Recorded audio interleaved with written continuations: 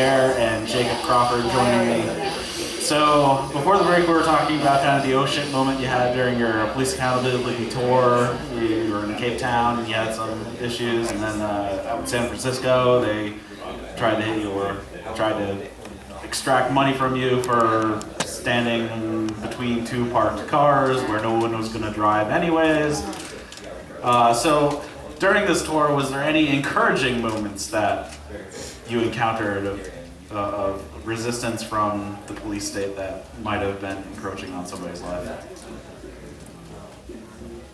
Yeah, I'd definitely say yes. There was a lot of moments where we were extremely encouraged, and I don't think it really came down to any police in general, but definitely down to the amount of people that are seeing the camera as a really important tool and how peaceful observation of police stops can make situations better for the people that are stopped. And I don't know, just every city we went to, it was happening.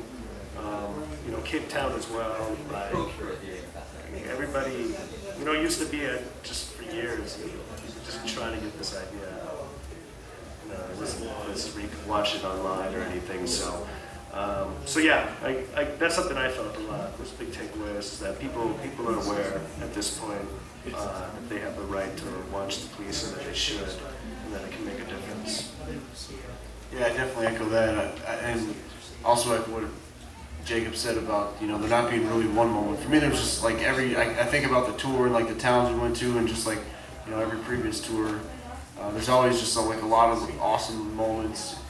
Pretty much there can be as many awesome moments as folks you meet or things you're up to. And, just for example, like when we were in New York City and we were in Harlem and we didn't know what was going on. We came up with some road pirates and we're filming, and then we turn around and there's a couple other folks filming, and then people are asking about, well, why are you filming? And then so it's a great opportunity. Some of us can stay on. But and like Jacob said, just like the message, the receptiveness, and folks just having concern for each other, and seeing that despite these claims of protection, this institution and the folks that work for it aren't properly incentivized to do that. So people are definitely much more open to seeking other alternatives, and I think that's very encouraging. So what are some of the alternatives out there that have been springing up? I know there's the Viper Threat Management out in Detroit. I know there's a small group out somewhere in Oregon where a lot of police services have been cut back to, they only have a cop on call for 20 hours a week or something like that. So did you run into any of those types of establishments coming up? Well, places instead of the police? Yeah. Yes, yeah. Well, in Cape Town, we were in areas where the police didn't have any impact, and it was like, we call it mob justice, but it's exactly like that. But yeah, I'm like, man, just you keep messing up, the community figures out a way to deal with it. But yeah, I don't know. A lot of these areas, at least Oakland and New York City, it's about not calling the police to me is a big thing. Like as we kind of lose the hope that these people could actually do anything to help us anyways, and begin to explore other ways of dealing with our problems. I think that's where it's going to be. But yeah, in a lot of the neighborhoods that we're at, that's kind of where it's at. People know not to call the cops because it doesn't do anything really good. So.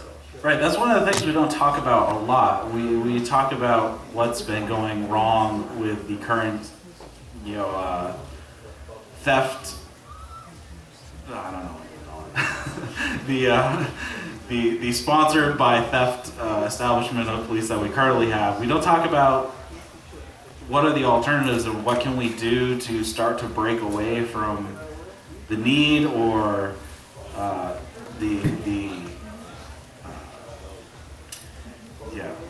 to move past it. I mean, right. I know your per your initial question. I don't know if a lot of sort of institutions or groups that are similar to the threat management center per se, but I think it's a model that can be replicated, and especially, you know, where he says if to protect something, you have to love it, and you know, and that's not saying I have to do this to make sure I get home to my family. It's I am protecting you. I need to make sure you get home to your family, and so when that is, I think that sort of business model can be done, but it can be done like through an aggregate mechanism instead of, I think right now, threat management centers, you know, has some licenses as security or bodyguard or whatever. But I think something that's maybe overlooked is what the change that happens at an individual level and just like in our own personal communication with others, instead of, you know, thinking change happens when this piece of legislation or these big dates. No, it's a marginal evolution, and so we each individually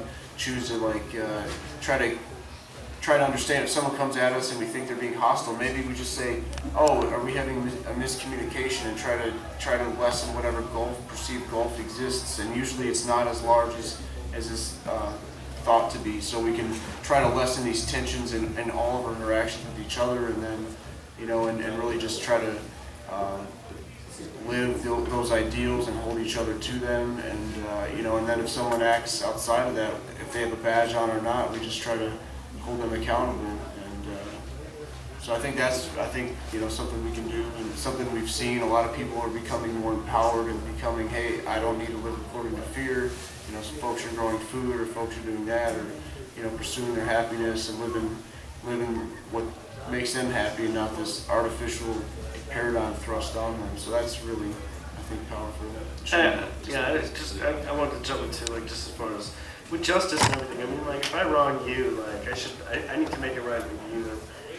We need to, it's like not calling 911. It's about keeping cops from hurting people, and you know, I think like the bigger thing is how do we have justice for the wrongs that happen in this world, and how do we do that without some sort of state facilitating it. And Cape Town was cool. We were able to get into some prisons and see restorative justice stuff. That stuff was actually happening, and it really is possible. It's how you make things better. It's much better to be able to face the person that people are. Right, so one of the problems that I've seen is in the shift between those of us who don't see the police or the courts as a useful tool.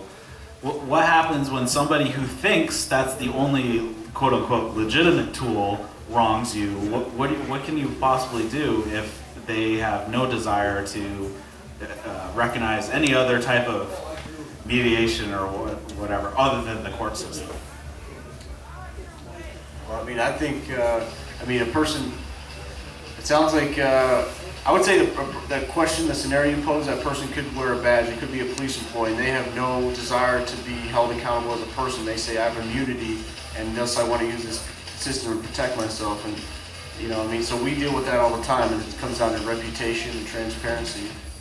All right, we have to head to break. You're listening to the CopBlock Radio Show on LRN.FM.